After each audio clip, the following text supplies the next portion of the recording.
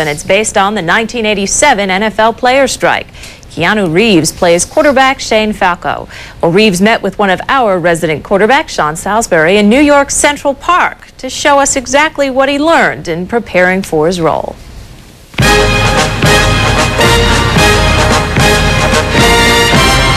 Pain heals. Chicks dig scars.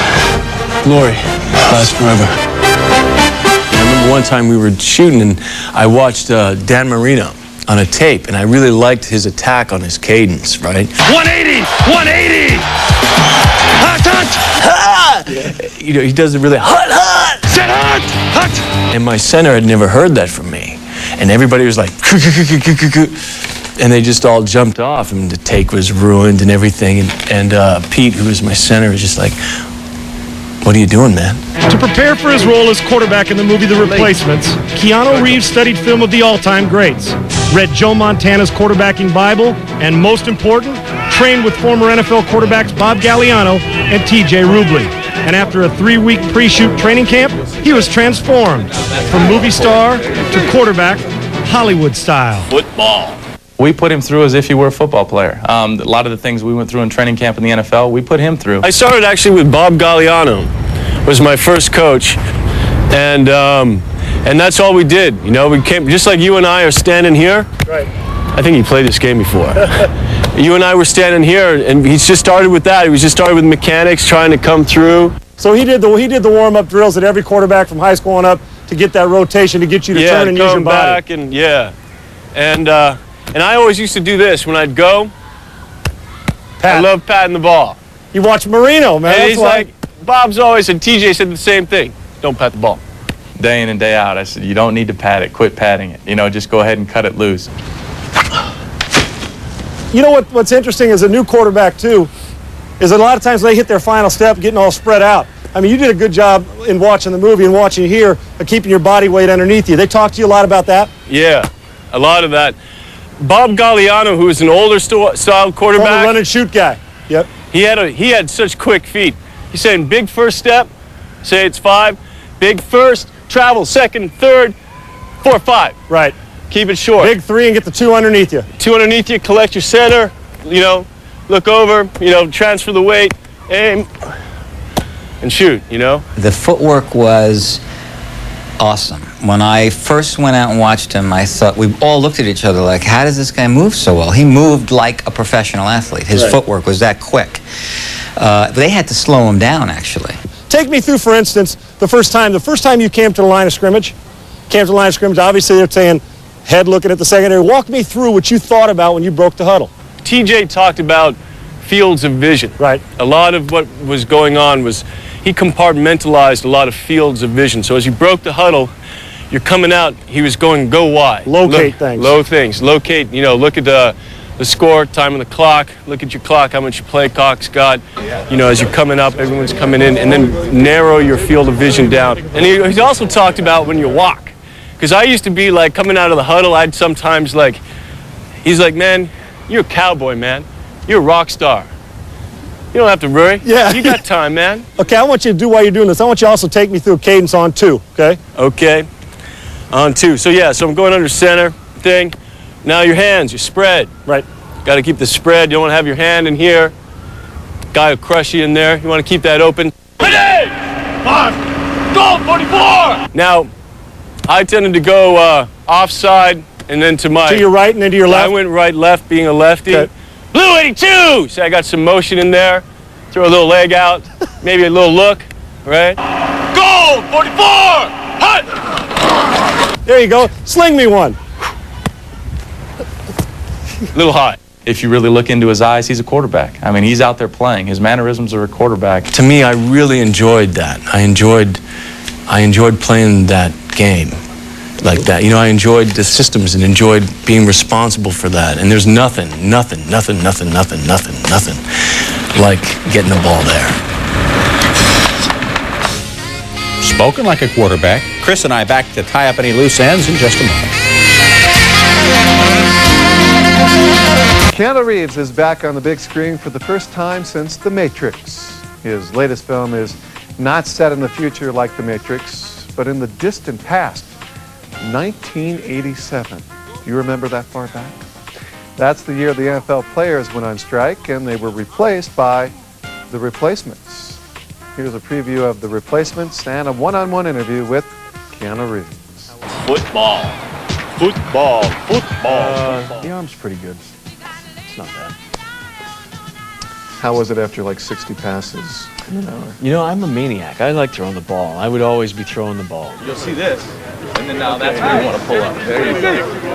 When Reeves made this team, he took the ball and ran with it and threw it.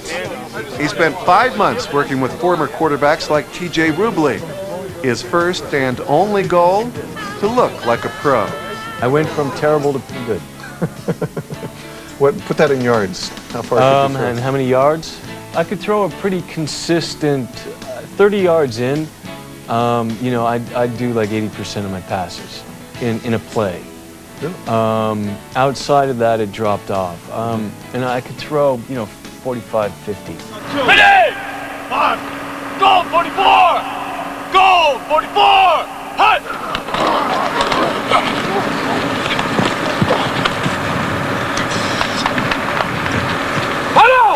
There's that one scene where you say you don't hit the guy in red.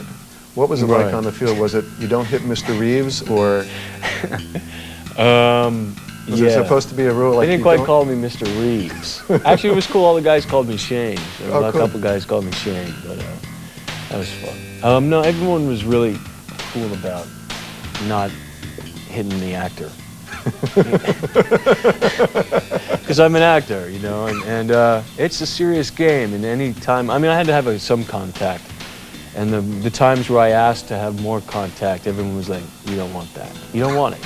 Really? You don't want it." You're like bringing on like. Yeah, no, I did. I was like, "Come on, I can take it." And they're like, "No, I played in the pros, and I'll kill you." You guys gonna film this kiss? Don't film this kiss. Save it for the movie. And background. And act. On screen, Keanu Reeves is used to playing the field, If you just keep your eyes open for this. but he's not used to playing on the field.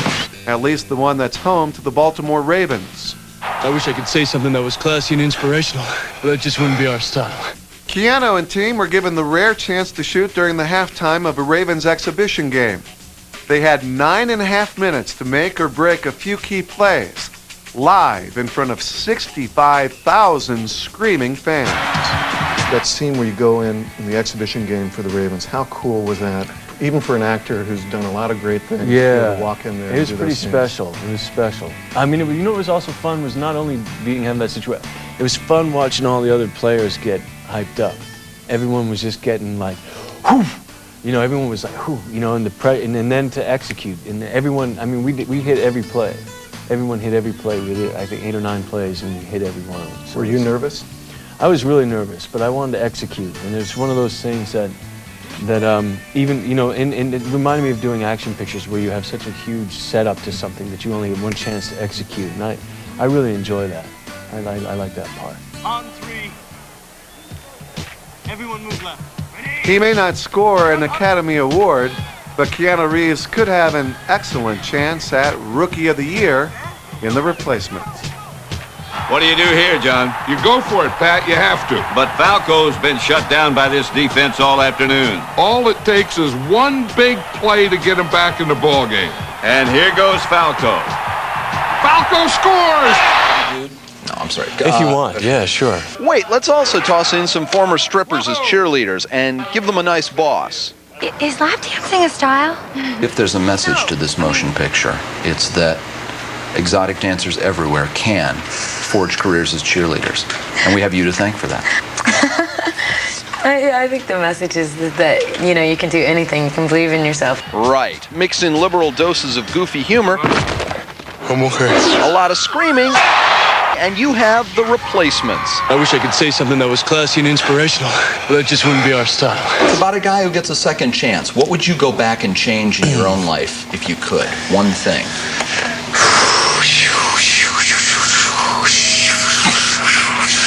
Maybe that whooshing noise? No, I don't mind the whooshing noise. It buys me time. Okay, while he's thinking, let's ask method actor Gene Hackman who he was conjuring up to inspire some of his screaming. Are you going to get me the ball? That is. You're there with... yeah, one of the greats. The Grand Master. Yeah. More intimidating? Certainly because I venerate him. There's a certain kind of trepidation, but he was very, with everyone on the film, he was really open, generous, and funny, you know, but he's a consummate actor. And here goes Falco. He probably didn't need pointers from Hackman on the kiss. How many times did they shoot this scene? Well, it depends on which way you look at it, because there's the main shot and then there's on him and on me, and they shoot your feet. They shot like something dropping, I remember, so how maybe important it was is like the foot shot in a good kiss? It's important, you know, if the leg goes up, if the leg stays down. Right. Oh, I almost forgot. There have to be some bad guys. Right. Man, why you play that dumbass song?